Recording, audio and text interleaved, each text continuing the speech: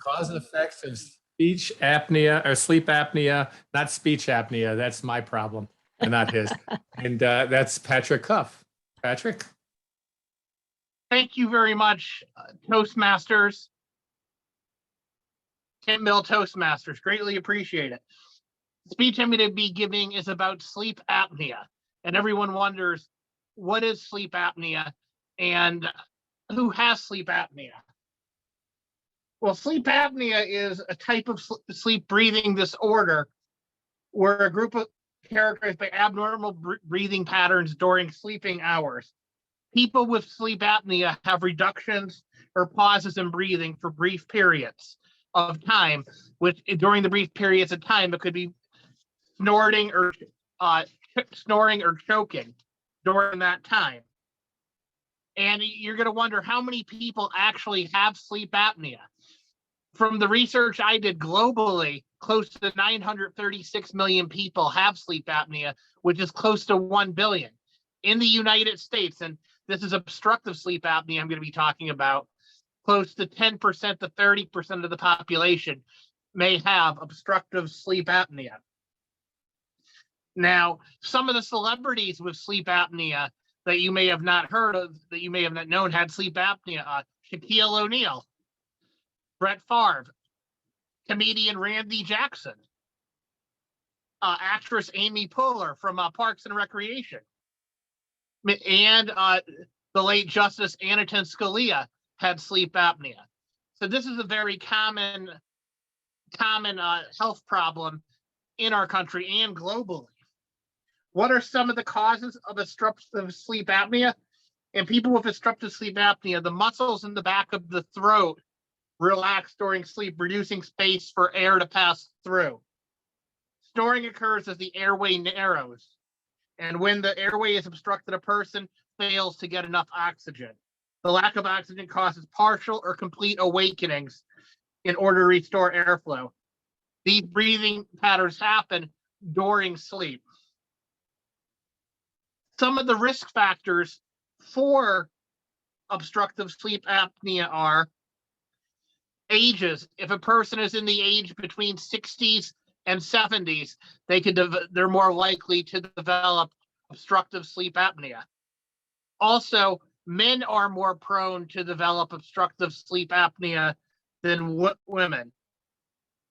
Also, obstructive sleep apnea occurs more frequently in people who have specific anatomical features, including a larger tongue and shorter lower body weight. Multiple studies have found the correlation between a high body mass index and an elevated risk of developing obstructive sleep apnea. Studies have also identified associations with various other factors and increased likelihood of having obstructive sleep apnea. But further research is needed to clarify their effects on the development, such as cigarette smoking. Some research has noted people that smoke would develop a higher risk for sleep apnea. Also, hormone abnormalities, underactive thyroid, or excessive production of growth hormone could result in obstructive sleep apnea by causing swelling of tissue near the airway or by contributing to a higher body mass index. Also, position of sleep is very important with that. Because of how people sleep, it affects the shape and positioning of the tissue around the airway. Also, genetic factors such as family history have something to do with it. Nasal congestion is a part. Difficult breathing more through the nose has been linked with a higher likelihood of having obstructive sleep apnea. And also using alcohol or other medications or narcotic drugs are associated with. Also, people with some medical problems, including several heart and lung conditions, may have a greater tendency to develop obstructive sleep apnea. Now, everyone's wondering, how is sleep apnea diagnosed? They could be diagnosed by a health history and physical exam. An evaluation for sleep apnea typically starts with the review of a person's symptoms and overall health, as well as a physical exam. This is designed to detect signs of sleep apnea and identify risk factors that can contribute to the condition. Although testing is required to confirm that someone has obstructive sleep apnea, the presence of symptoms can factor into the diagnosis and help determine the severity of the condition. Another way to diagnose is a sleep study. Now, there's two sleep studies. There is the at-home sleep study and in the lab sleep study. And this is necessary to diagnose obstructive sleep apnea.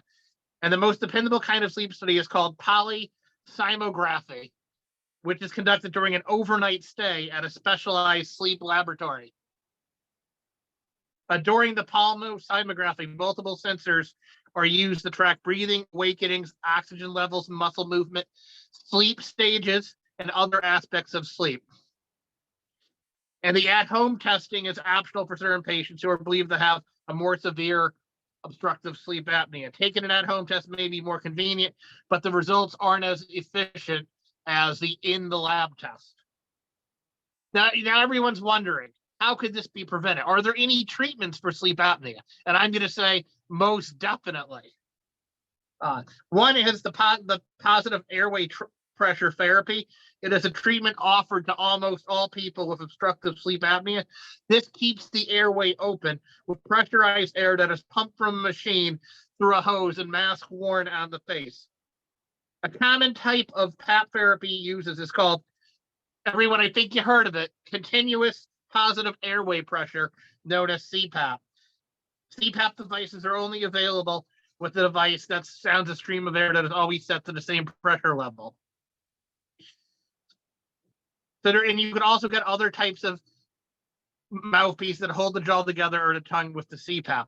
And here are some ways to prevent sleep apnea. One, reduce your BMI by losing weight, getting regular exercise, which may decrease obstructive sleep apnea symptoms even without weight loss, alternating sleep position and avoid back sleeping, and reducing alcohol consumption. Those are the ways you could beat sleep apnea, and we could beat sleep apnea. We are all in this together, and let's beat sleep apnea. I'm in it for, sleep apnea awareness. We should all be aware of this. Thank you, Toastmasters, members, and guests.